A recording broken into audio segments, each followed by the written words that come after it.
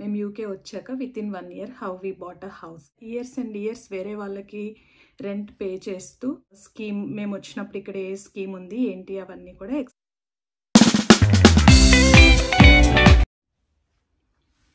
Hi అందరికీ, welcome back. So ఈరోజు video కూడా ఒక మంచి ఇన్ఫర్మేటివ్ అండ్ ఇంట్రెస్టింగ్ వీడియో. ఈ వీడియో ఏంటంటే మేము యూకే వచ్చాక within 1 year how we bought a house. So let's get into the video.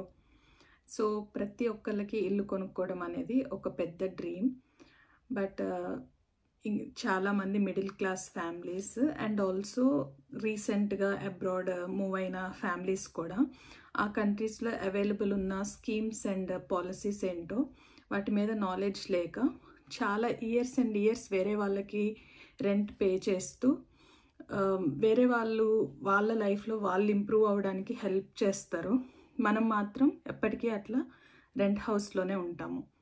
So ఈ వీడియోలో నేను మేము ఎలా కొనుక్కున్నాము, మేము ఏ స్కీమ్ మేము వచ్చినప్పుడు ఇక్కడ ఏ స్కీమ్ ఉంది ఏంటి అవన్నీ కూడా ఎక్స్ప్లెయిన్ చేస్తాను.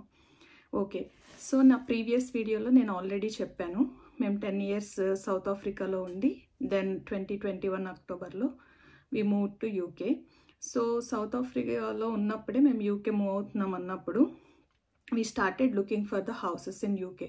అసలు యూకేలో హౌసెస్ ఎలా ఉన్నాయి, ప్రైస్ రేంజ్ ఏంటి, మనం ఎంత మనీ సేవ్ చేసుకోవాలి ఏంటి అనేది మేము ఫస్ట్ నుంచే ప్లానింగ్ అనేది స్టార్ట్ చేసుకున్నాము. సో యూకే రాగానే ద నెక్స్ట్ డే మాకు అక్కడ పక్కనే ఒక మార్ట్గేజ్ ఆఫీస్ కనిపించింది, బిల్డర్స్ ఆఫీస్. అక్కడికి వెళ్ళి అసలు వాళ్ళ హౌసెస్ ప్రైజెస్ ఏంటి, ఎటువంటి హౌస్లు అవైలబుల్ ఉన్నాయి. ఇక్కడ యూకేలో 3 different kinds ఆఫ్ హౌసెస్ ఉంటాయి. Individual house, semi detached and also buildings ఉంటాయి అండ్ ఇంకేదో ఉంటుంది. అట్లా డిఫరెంట్ కైండ్స్ ఆఫ్ హౌసెస్ ఉంటాయి అన్నమాట. ఒక్కొక్క హౌస్కి ఒక్కొక్క ప్రైస్ రేంజ్ ఉంటుంది. ఆ ఇన్ఫర్మేషన్ అంతా కూడా ఫస్ట్ ఇన్ఫర్మేషన్ గ్యాదర్ చేయడం స్టార్ట్ చేసాము. అట్లా వీకెండ్ వచ్చిన ప్రతి వీకెండ్ డిఫరెంట్ వాళ్ళ దగ్గరికి వెళ్ళే వాళ్ళం అనమాట. బిల్డర్స్ దగ్గరికి వెళ్ళి వాళ్ళ దగ్గర ఎటువంటి హౌసెస్ అవైలబుల్ ఉన్నాయి ఇవన్నీ కనుక్కుంటూనే సైడ్ బై సైడ్ యూకేలో అవైలబుల్ ఉన్న స్కీమ్స్ ఏంటి ఇవన్నీ కూడా ఇన్ఫర్మేషన్ గ్యాదర్ చేసుకున్నాము. సో మేము ఇల్లు తీసుకోవాలి అనుకునే టైంకి యూకేలో హెల్ప్ టు బై అనే స్కీమ్ అవైలబుల్ ఉందన్నమాట. సో ఈ హెల్ప్ టు బై స్కీమ్ ఏంటంటే గవర్నమెంట్ మనకి 20% ఆఫ్ ద అమౌంట్ హెల్ప్ చేస్తుంది. మనం 5% డిపాజిట్ మనం అరేంజ్ చేసుకోవాలి అండ్ రిమైనింగ్ అమౌంట్ అంతటికీ కూడా మనము బ్యాంక్ లోన్ అనేది అప్లై చేసుకోవచ్చు అనమాట. ఇలా హెల్ప్ టు బైలో మేము యూకేకి రాగానే ముందుగానే ప్లాన్ చేసుకోవడం వల్ల మేము అక్టోబర్ 2021లో మూవ్ అయితే సెప్టెంబర్ 30th 2022 మేము కీస్ తీసుకున్నాము. ఎందుకంటే ఇక్కడ యూకే అనే కాదు, ఇండియాలో అయినా ఎనీ అదర్ కంట్రీ రెంట్స్ అనేవి చాలా హై పే చేస్తాం. మనము సేమ్ రెంట్ అమౌంట్ని మనం ఈఎంఐకి పే చేసుకోవచ్చు అనమాట. ఈఎంఐస్ ఇన్ఫ్యాక్ట్ ఈఎంఐ అమౌంట్ ఇంకా తక్కువ ఉంటుంది రెంట్ అమౌంట్ కంటే. సో మీ ఇంట్లో మీ అమ్మాయిలాగా చెప్తున్నాను, ఒక అక్కలాగా ఎవరైతే ఇంకా ఇప్పుడు కొత్తగా ఫ్యామిలీ స్టార్ట్ చేస్తూ అబ్రాడ్కి మూవ్ అవుతున్నారో మీ అందరికీ కూడా చెప్తున్నాను, ఫస్ట్ నుంచి ఒక ప్లానింగ్ ఉంచుకోండి. దానికి తగ్గట్లు మీరు ముందే కొంత సేవింగ్స్ పెట్టుకోండి హౌస్ కొనుక్కోవడానికి అని చెప్పేసి. సో ఒక ప్లానింగ్ ఉంటే హౌస్ కొనుక్కోవడం అనేది it's not a big dream అనమాట. అందరం హౌస్ కొనుక్కోవచ్చు. సో ఇప్పుడు యూకేలో అవైలబుల్ ఉన్న స్కీమ్స్ ఏంటో చెప్తాను. హెల్ప్ టు బై స్కీమ్ అనేది 2023 మార్చ్లో యూకేలో అయితే స్టాప్ అయింది. బట్ వేల్స్లో మాత్రం 2026 వరకు అవైలబుల్ ఉంది. కరెంట్లీ యూకేలో అవైలబుల్ ఉన్న స్కీమ్స్ అయితే ఒకటి mortgage guarantee scheme and the other one is shared ownership and the third one is first home scheme and fourth one is life time ISA and the fifth one is local council schemes. ఇట్లా different schemes available ఉన్నాయి.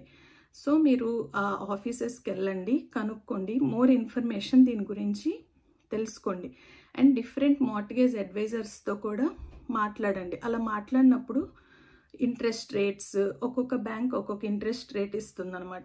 ఎక్కువ వాళ్ళతో మాట్లాడడం వల్ల మనకి bank offer చేసినప్పుడు వాళ్ళతో మనం బార్గెన్ చేసుకోవడానికి కానీ ఇంకా వాళ్ళని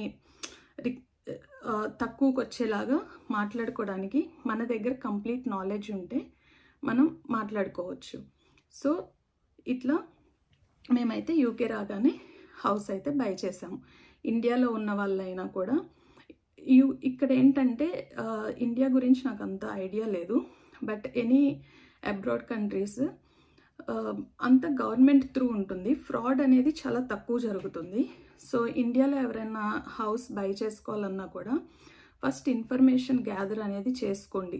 ఒక్కళ్ళ త్రూనే వెళ్ళొద్దు అనమాట, ఒక్క బయ్యర్ త్రూ అట్లా వెళ్ళొద్దు. డిఫరెంట్ బయ్యర్స్తో మాట్లాడండి, డిఫరెంట్ బిల్డర్స్తో మాట్లాడండి. ఉన్న స్కీమ్స్ ఏంటి, అవైలబుల్ స్కీమ్స్ ఏంటి, పాలసీస్ ఏంటి, మ్యాక్సిమం ఇయర్స్ ఆఫ్ ఈఎంఐస్ ఎన్ని ఇయర్స్ తీసుకోవచ్చు, మేమైతే ఎప్పుడు ఎన్ని మ్యాక్సిమం ఇయర్స్ ఉంటే అన్ని మ్యాక్సిమం ఇయర్స్కి మా ఈఎంఐస్ అనేవి తీసుకుంటాము, అలానే ప్రిఫర్ చేసాము. ఎందుకు అంటే మనకి మంత్లీ ఈఎంఐ అనేది తగ్గుతుందన్నమాట లాంగ్ ఇయర్స్ తీసుకుంటే. సో మనకు కావాలంటే మనకి మనీ ఉన్నప్పుడు మనం మంత్లీలో ఎక్సెస్ అమౌంట్ పే చేసేసి మనం అట్లా అయినా చేసుకోవచ్చు అనమాట. అన్ని లాంగ్ ఇయర్స్ తీసుకున్నామని అన్ని ఇయర్స్ పే చేయాల్సిన అవసరం లేదు. మన దగ్గర మనీ ఉంటే మనం ఎర్లీగా కూడా ఫినిష్ చేసుకోవచ్చు. సో ప్రతి ఒక్కళ్ళు కూడా మీ ఇల్లు కొనుక్కునే డ్రీమ్ని మీరు ఫుల్ఫిల్ చేసుకోండి. ఇల్లు అనేది అందరూ ఎలా ఫీల్ అవుతారంటే, అమ్మో ఇట్స్ అ బిగ్ రెస్పాన్సిబిలిటీ, చాలా డబ్బులు కావాలేమో ఇల్లు కొనుక్కోవాలంటే, మన దగ్గర అంత మనీ లేవు కదా, ఎలా ఏంటి అని ఆలోచిస్తారు. సో ఇప్పుడు ఆ ఆలోచనని మానేసేయండి. సో ఇప్పుడు అందరికీ ఫోన్స్ అవైలబుల్ ఉన్నాయి, గూగుల్ అవైలబుల్ ఉంది, యూస్ చేసుకోండి టెక్నాలజీని, మంచిగా ఇన్ఫర్మేషన్ గ్యాదర్ చేసుకోండి అండ్ మీ డ్రీమ్స్ని ఫుల్ఫిల్ చేసుకోండి. మళ్ళీ నెక్స్ట్ వీడియోలో కలుసుకుందాము. అంతవరకు take care, stay positive and be kind to everyone. Don't forget to subscribe to my channel. ఇలాంటి ఎన్నో ఇంట్రెస్టింగ్ వీడియోస్ వస్తాయి. Thank you, bye bye.